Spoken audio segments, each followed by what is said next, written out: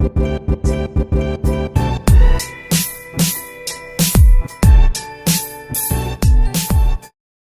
Friends, welcome back to my channel. Friends, చూసారు కదా ఇవాల్టి వీడియో.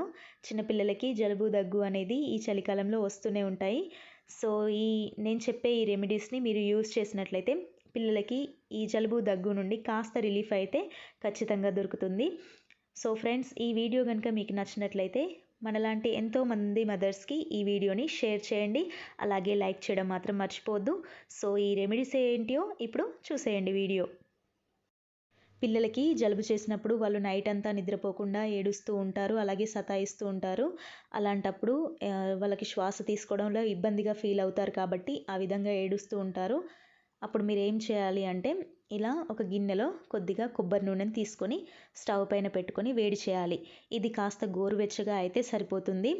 మరీ ఎక్కువ పొగలు వచ్చేలాగా వేడి చేయొద్దు. ఇలా లైట్గా వేడైన తర్వాత స్టవ్ ఆఫ్ చేసుకోండి.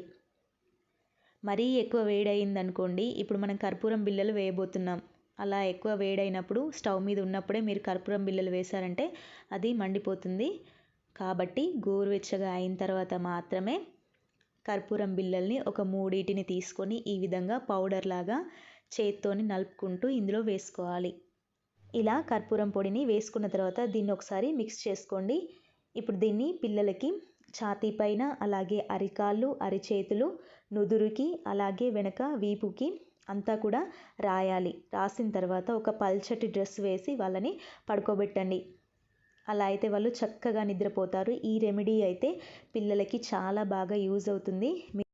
నెక్స్ట్ టిప్ వచ్చేసి, పిల్లలకి చాలా ఎక్కువగా కఫ్ ఉందనుకోండి, అప్పుడు ఏం చేయాలి అంటే ఒక గిన్నె తీసుకోండి. అందులోకి 1 టీ స్పూన్ వాముని యాడ్ చేసుకోవాలి. అలాగే 4-5 కడిగి పెట్టిన తులసాకులను కూడా వేసుకోవాలి. తులసాకు, వాము అనేది దగ్గుకి చాలా చక్కటి ఉపశమనాన్ని కలిగిస్తుంది. ఇది పిల్లలైనా పెద్దలైనా ఎవరైనా వాడచ్చు. ఇప్పుడు ఇందులోకి కొద్దిగా వాటర్ని వేసుకోండి. స్టవ్ ఆన్ చేసుకొని ఇది పూర్తిగా మరగాలన్నమాట. మనకు వాటర్ అనేది కలర్ చేంజ్ అవ్వాలి. ఈ వాము అలాగే తులసాకులో ఉన్న ఔషధ గుణాలన్నీ ఈ వాటర్లోకి వచ్చేస్తాయి. అలా మరుగుతూ ఉన్నప్పుడు చూడండి, మనకు వాటర్ అనేది కలర్ చేంజ్ అయిపోయాయి. ఇప్పుడు స్టవ్ ఆఫ్ చేసుకొని దీన్ని చల్లార్చుకోండి. ఇలా చల్లారిన తర్వాత ఒక గ్లాస్లోకి వడకట్టుకోవాలి. ఈ మరిగించిన వాటర్ని పిల్లలైనా పెద్దలైనా సరే 3 పూటల ఒక 2 నుంచి 3 టీ స్పూన్ల చొప్పున తీసుకున్నట్లయితే దగ్గు అనేది తొందరగా కంట్రోల్ అవుతుంది. ఇక మరీ చిన్న పిల్లలకి ఎలా యూజ్ చేయాలి అని మీకు డౌట్ రావచ్చు. మీరు ఫీడింగ్ చేస్తున్నట్లయితే ఆ పాలలో ఒక 2 డ్రాప్స్ అనేది కలిపిస్తే సరిపోతుంది. సో ఇక్కడ మనకు థర్డ్ రెమెడీ వచ్చేసి, ఇది కూడా పిల్లలకి జలుబున్నా దగ్గున్నా సరే ఈ రెమెడీ అనేది చాలా బాగా యూజ్ అవుతుంది.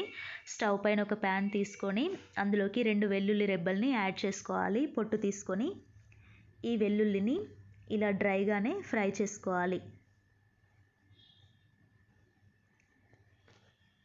ఇవి కొద్దిగా ఫ్రై అయిన తర్వాత 1 టీ స్పూన్ వాముని కూడా యాడ్ చేసుకోవాలి.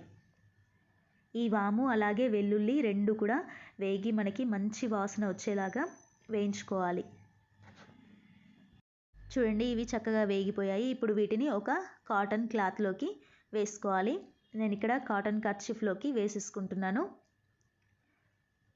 ఇలా వేసుకున్న తర్వాత ఈ కర్చీఫ్ని ఫోల్డ్ చేసుకొని పిల్లలు పడుకున్న చోట పక్కనైనా ఉంచవచ్చు. దానివల్ల ఈ స్మెల్ అనేది పోయి జలుబు దగ్గు తగ్గిపోతుంది. లేకపోతే పిల్లలు ఆడుకుంటున్నప్పుడు మనమే దీన్ని స్మెల్ చూయించవచ్చు.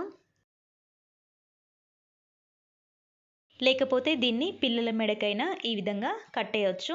దీనివల్ల ఇది ముక్కుకు దగ్గరగా ఉంటుంది కాబట్టి మనం ప్రతిసారి వాసన చూపించాల్సిన అవసరం ఉండదు.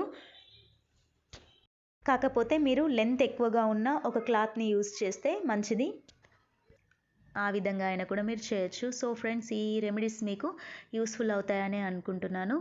ఈ వీడియో కనుక మీకు నచ్చినట్లయితే లైక్ చేయడం మాత్రం మర్చిపోవద్దు. అలాగే వీలైనంత ఎక్కువ మందికి ఈ వీడియోని షేర్ చేయండి.